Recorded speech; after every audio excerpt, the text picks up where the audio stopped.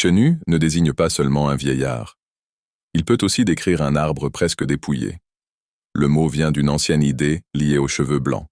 Un homme chenu, c'est donc un homme blanchi par l'âge. On parle d'un vieillard chenu, d'une tête chenue, ou même d'une barbe chenue. Mais le mot ne s'arrête pas au visage.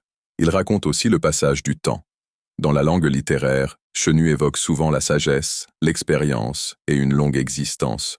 Pourtant, il peut également suggérer la fatigue, l'usure, voire une forme de dépouillement. C'est là que le sens devient surprenant. Une cime chenue n'a pas les cheveux blancs. Elle est simplement privée d'une partie de ses feuilles ou de ses branches. L'arbre devient alors une image vivante du vieillard. Sa cime blanchit, se vide et révèle son âge, comme une chevelure qui perd sa couleur et sa densité.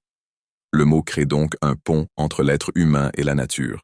Chez l'homme, il marque les cheveux blanchis. Chez l'arbre, il décrit une silhouette qui se dépouille. Dans un texte poétique, dire qu'un chêne est chenu ne signifie pas seulement qu'il est vieux. Cela lui donne presque une personnalité. Il paraît digne, marqué par les saisons, chargé de mémoire. Mais une nuance se cache encore. Chenu peut être noble dans le style, tout en décrivant une dégradation visible. La sagesse et l'usure tiennent dans le même mot.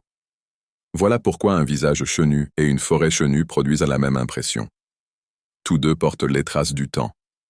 Au fond, chenu ne décrit pas seulement la vieillesse. Il transforme l'âge en paysage.